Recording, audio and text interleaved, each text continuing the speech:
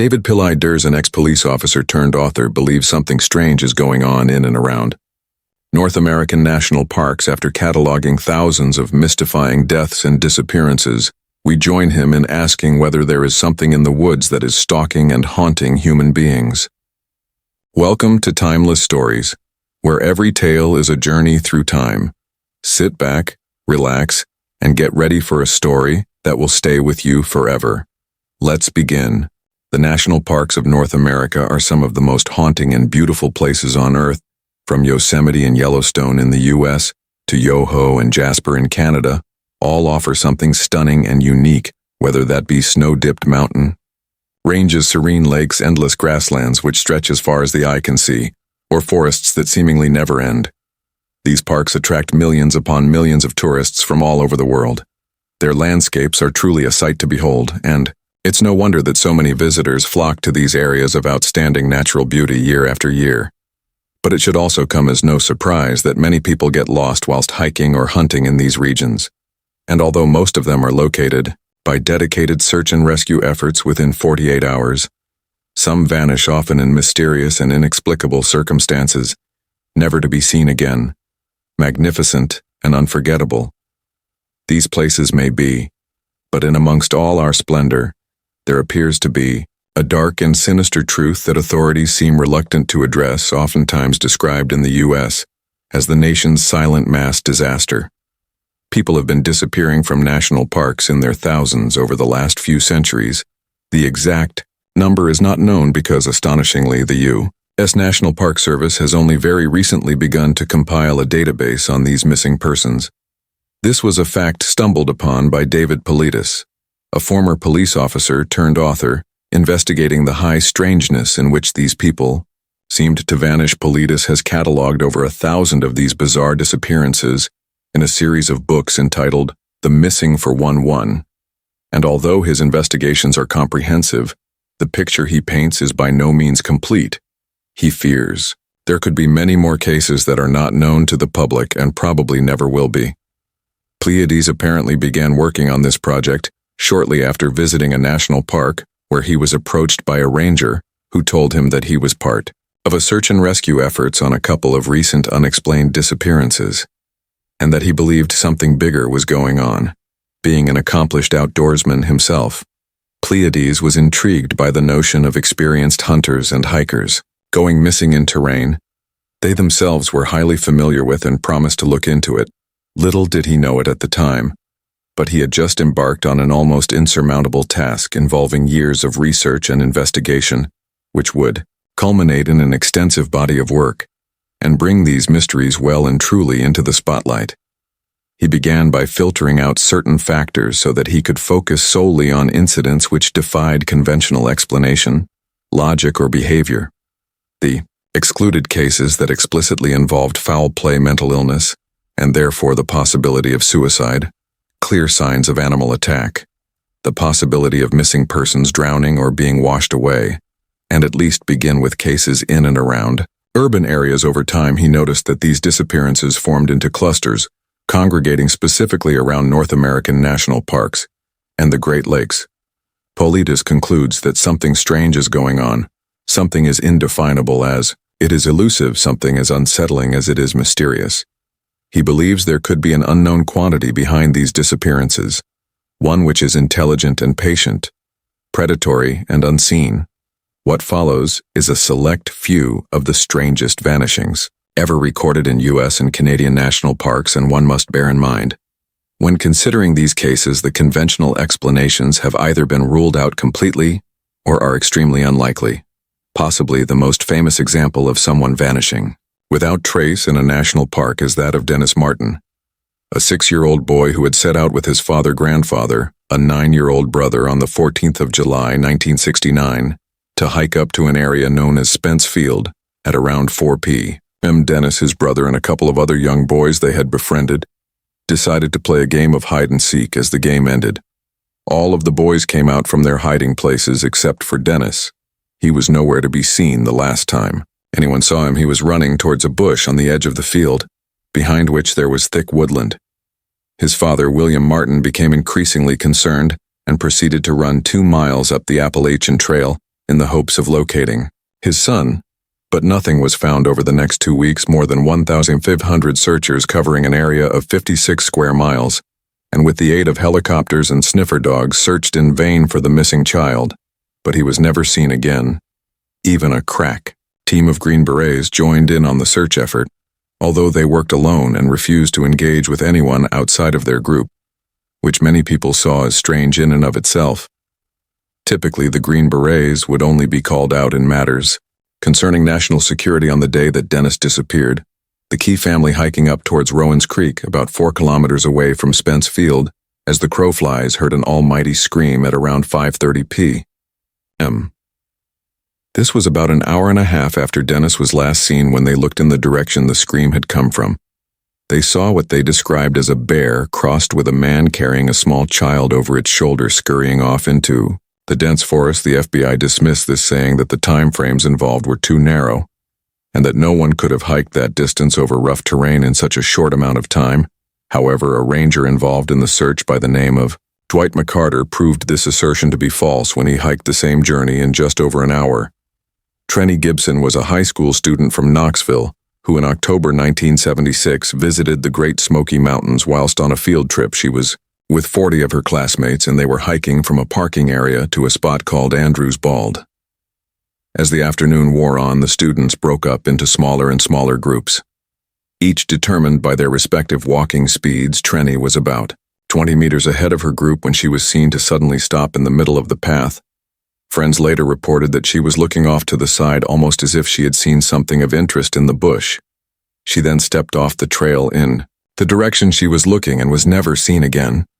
Police did not initially believe her friends about the point where she had apparently left the path, as it was a steep, almost sheer drop, followed by hundreds of meters of dense woodland that would have been impossible despite massive search efforts. Trainee Gibson was never found. In July 2010. A man by the name of Eric Lewis was climbing Man Rainier with 2 other people. They were all tethered together on the same piece of rope and was spaced about 20 to 30 meters apart. The lead climber, Don Storm Jr., stopped at 14,000 feet and waited for his 2 companions, hoping they could summit the mountain together. He was joined shortly afterwards by the second climber, Trevor Lane, and they both waited for Eric's, who arrived. He never did after reeling the rope in. They discovered he was not attached to the other end, even though they had caught glimpses of him behind them only moments before bad weather had been rolling in, and they assumed that he had detached in order to take a rest, something which would have been highly irresponsible, but not unheard of. Heading back down the mountainside, they saw no sign of him whatsoever, and discovered that his tracks seemed to just stop in the middle of nowhere. Helicopters scoured the slopes but found nothing. Search and Rescue discovered his backpack, climbing harness, and snow shovel at 13,600 feet, but Eric himself was never located. Stephanie Stewart was a 70-year-old wildfire spotter working for Jasper National Park in Alberta, Canada. On the night of the 26th of August 2006, she happened to be working at the very remote Athabasca Lookout Tower, situated 25 miles northwest of Hinton. She had a very important job looking out for any sign of bushfires during the day and sleeping at the tower during the night. On the morning of the 27th of August, she failed to carry out a routine radio check-in with her supervisor, a task which was required at least 3 times a day. Another fire spotter was sent to the tower to check on her, but found that she was gone. All that was missing from the cabin was her blanket. There were no signs of a struggle or a forced entry having taken place. The stove had been lit and a pot of water had been placed on the hob, but the contents had long since boiled away. Her truck was still outside, and authorities found no tracks leading in or out of the area other than those left by her own vehicle. She was of a sound mind and had a loving family. It seems unlikely that she would have just left in the middle of the night. For no apparent reason, Stephanie was never seen again, and her disappearance caused the provincial government to change the way lookout towers operate throughout the region. Charles McCulloch was a 19-year-old amateur photographer from Virginia in December of 1974. He hitchhiked out to the West Coast on an extended vacation, photographing scenery along the way. In January the following year, he found himself staying with a friend in Oregon. He planned a short excursion out to Crater Lake to take pictures of the beautiful winter landscapes there, and then to return to his friend's house 2 days later. He never did, however. Massive search and rescue efforts were launched, but nothing was found. No tracks, no scents, no eyewitnesses, nothing. A year later, a couple of hikers located a backpack 12 miles off the trailhead, and after being examined by authorities, it was determined that it belonged to Charles Park Rangers. Got a horse patrol lights at the same area within hours, and shortly afterwards they found McCullough's body, or what remained of.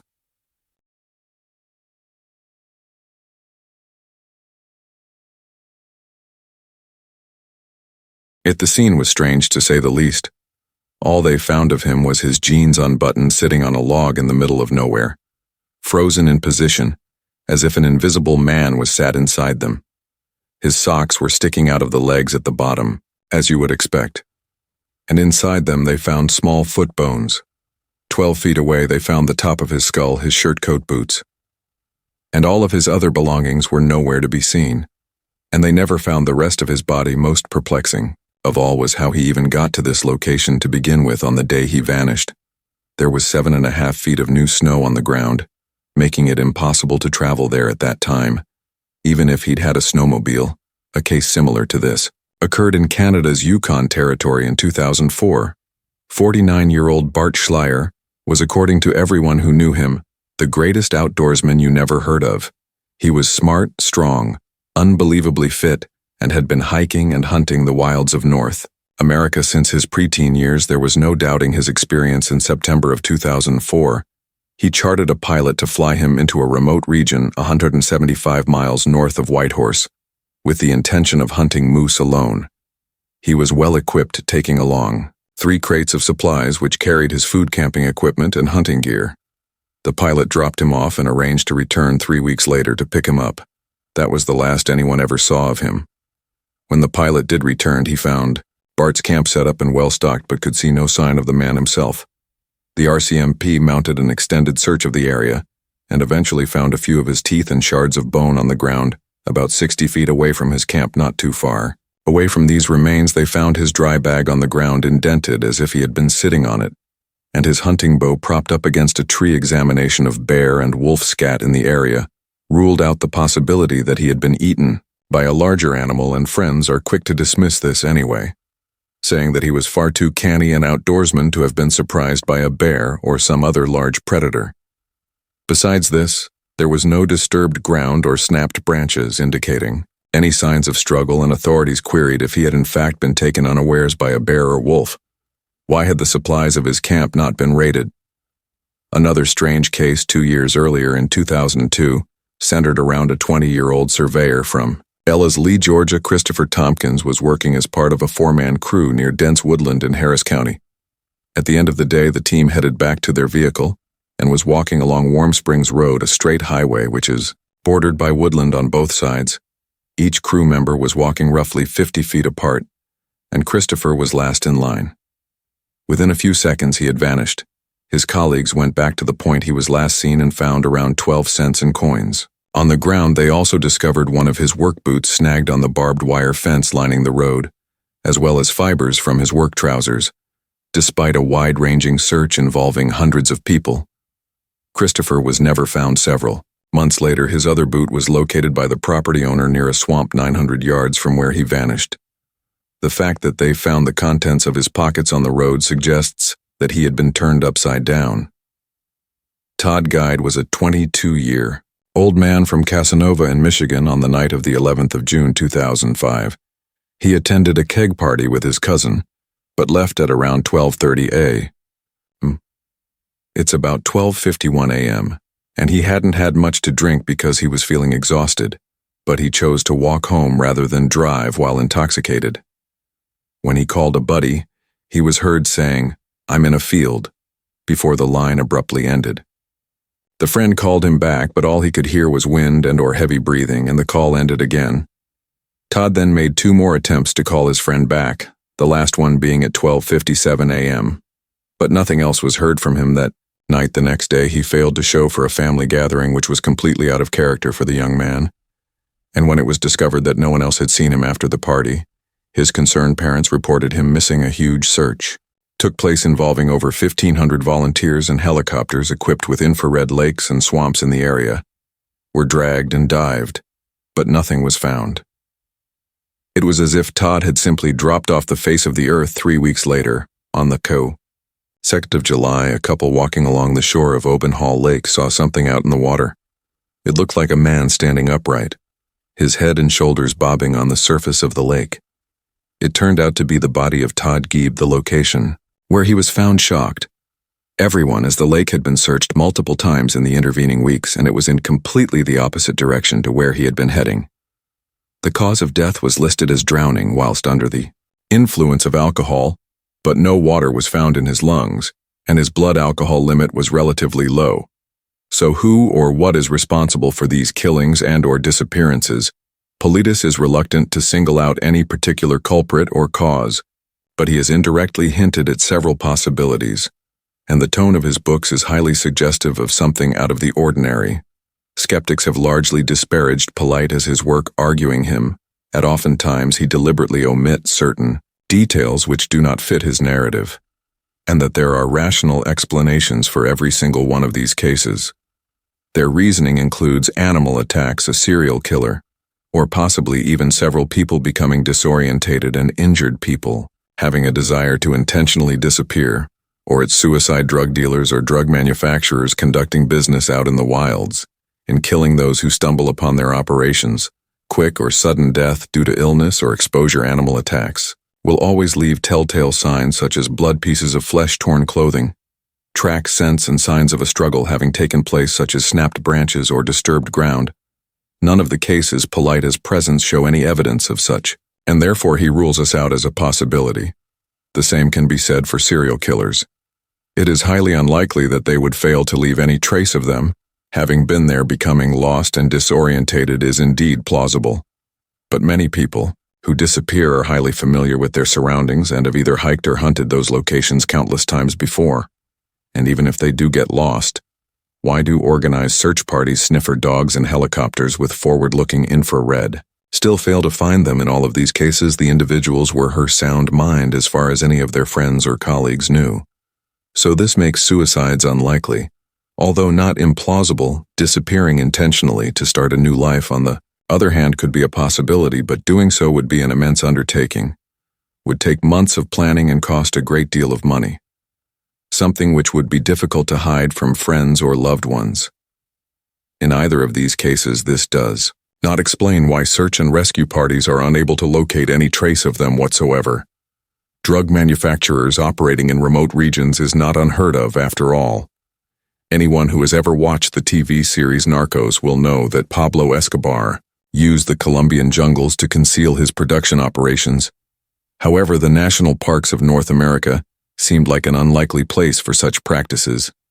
Given the number of annual visitors, drug dealers would know that killing someone would only invite more unwanted attention to the region in the form of the National Park Service search and rescue parties, and police officers finally succumbing to some underlying illness or injury sustained whilst hiking is probably the most likely cause of these disappearances. Politis even notes that many of these individuals had some form of disability or condition, or reported feeling unwell before they vanished. However, it is very odd how search and rescue attempts still failed to locate their bodies. One would think that an individual who is feeling ill would not stray too far off established trails. If at all, depending on the nature of an injury accident, victims would not be too difficult to locate either, especially with the help of sniffer dogs and search helicopters equipped with infrared. So when all of these explanations have been exhausted, what we left with Politis is mystified by the apparent commonalities between each case, such as the fact that instances where dead bodies are found, they rarely find the victim's shoes or boots, or they are in a state of undress, and a satisfactory cause of death is rarely established.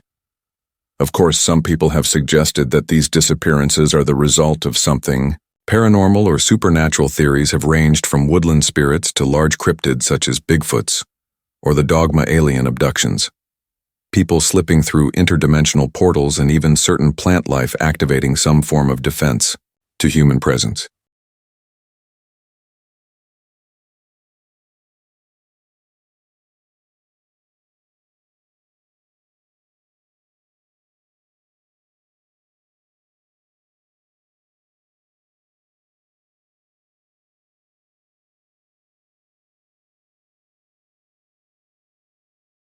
And as unbelievable as these suggestions may sound, there have in fact been instances where people experienced such things whilst in national parks, and lived to tell the tale.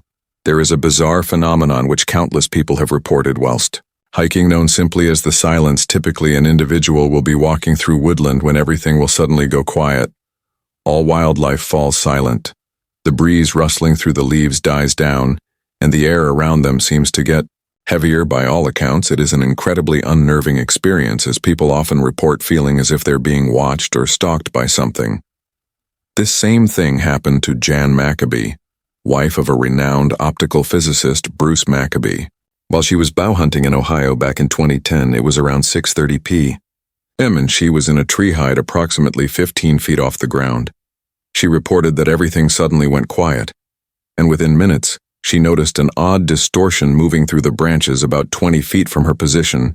She described it as a humanoid figure and that it appeared to be cloaked. She managed to take one picture before it moved off and the sounds of wildlife returned. The image shows what looks like the edge of her face with hair sticking out from behind it. Backlit by the sun, a compelling piece of footage uploaded in 2016 by YouTuber Scott Carpenter appears to show what looks like a Bigfoot peeping out from behind a tree, perfectly camouflaged by its surroundings. And although this could be nothing more than a case of pareidolia, it is interesting nonetheless. Whatever is responsible for these disappearances, whether it is paranormal, supernatural, or something altogether more ordinary, the prospect of losing your way in such vast and often inhospitable terrain is no less frightening. Truly, these places are wonderful examples of just how beautiful our world can be. And this episode should not deter you from visiting them if you are lucky enough to have the opportunity. But we would urge you to be vigilant, make all the necessary preparations, and take all the necessary precautions, and finally expect the unexpected.